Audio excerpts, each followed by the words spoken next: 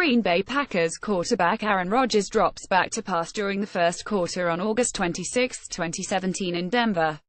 Credit John LeBaggetti. Let's face it, America. You need a little break. With a steady stream of news that could make even the most zen-soul's heart pound, the United States heartily deserves a brief respite from the constant shitstorms that are swirling around the nation at every waking second. Enter the breath of fresh air known as football season, a delightful time when the country can sit back, relax and focus on what really matters by trading tweet storms for tailgates, political upheaval for locker room trash talk and wings. Lots and lots of wings. Heading into the NFL's 98th season, here are some reasons why you should be psyched for Sundays, Mondays and Thursdays, at least until January. More wings, please. Brady's back, baby. Sure, everyone's favorite or least favorite quarterback may now be 40 years old. For an NFL superstar, that's pretty up there, but it's apparent Brady isn't slowing down anytime soon.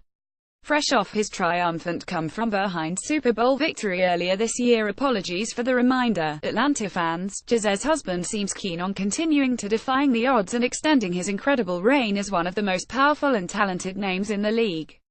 With fellow Pat star Julian Edelman out for the entire upcoming season after tearing his pesky ACL, the pressure is on Brady even more, not only to continue to live up to his own lofty expectations, but to help New England score yet another Super Bowl ring. LA, meet the Chargers. After San Diego's beloved team became a lot less beloved upon ditching their hometown after a half-century, the Chargers are gearing up for their grand Los Angeles debut. Of course, there's been some missteps leading up to the move. Their new logo, reminiscent of the Dodgers, was scrapped 2 days after it was unveiled, for one, but there's no denying that new and rebooted teams bring a freshness to the league. Now, the only question that remains is whether the Chargers will fit Los Angeles like a snug jersey or fizzle out faster than the new logo. As for San Diego, at least you have the Padres. The Falcons' new nest. The Chargers aren't the only ones making moves this season. Another team on the run are the Falcons, though these guys are merely switching stadiums as opposed to cities. The 2017 season will mark Atlanta's first in their swanky Mercedes-Benz Stadium, the NFL's newest venue, which features everything from a 100-yard-long bar to an immense retractable roof inspired by the Roman Pantheon. In other words, it'll be the perfect place for the Falcons to shake off their heartbreaking Super Bowl loss and look ahead to the future.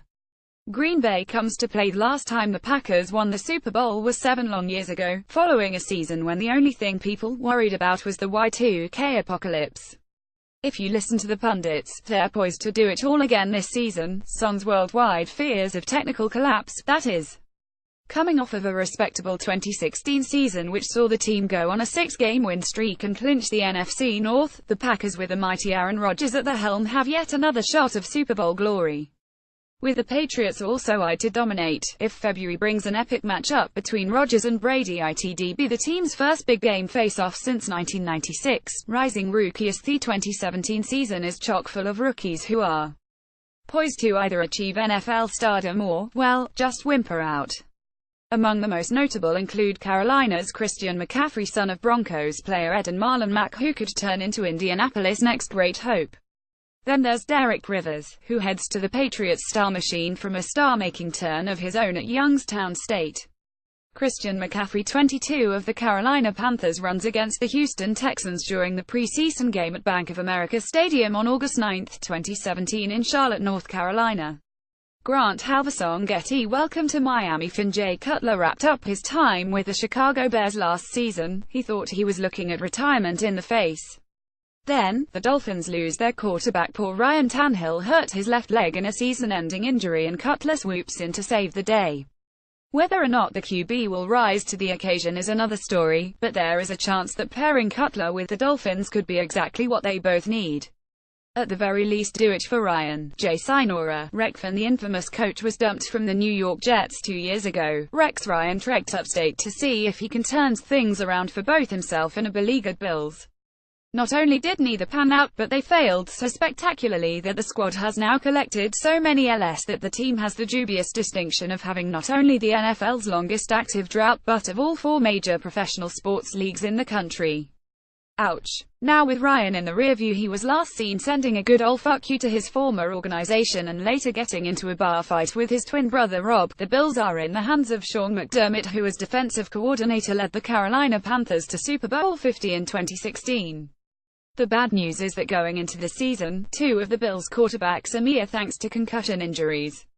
The good news: no Rex Ryan to deal with. 3 words youngest coach ever. Fresh off of a cringeworthy debut season in Los Angeles, the next step for the LA Rams is bringing aboard Sean McVay, the single youngest coach ever hired to helm an NFL team. Following a successful run as a offensive coordinator for the Washington Redskins, McVay will attempt to work his youthful magic in Los Angeles, where he'll either be in over his head or lift up the sagging team. For the sake of LA's floundering fan base, let's hope it's the latter. Amazon. Meet football worth more and more Americans chucking their cable boxes and opting for streaming services. The sports and entertainment industry at large is scrambling to find as many ways as they possibly can to show you the latest action on the field.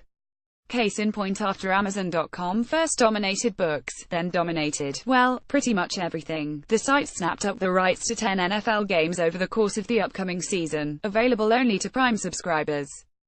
That's right, this fall, you'll be able to order a wholesale package of toilet paper while watching Transparent and checking out an NFL game. With that in mind, Jeff Bezos will own all of us soon. It's a Trump-free zone. Perhaps the most exciting reason about the upcoming season, aside from perhaps a protester here or a mention there, NFL football will soon become the only place on earth where people aren't talking about Donald Trump.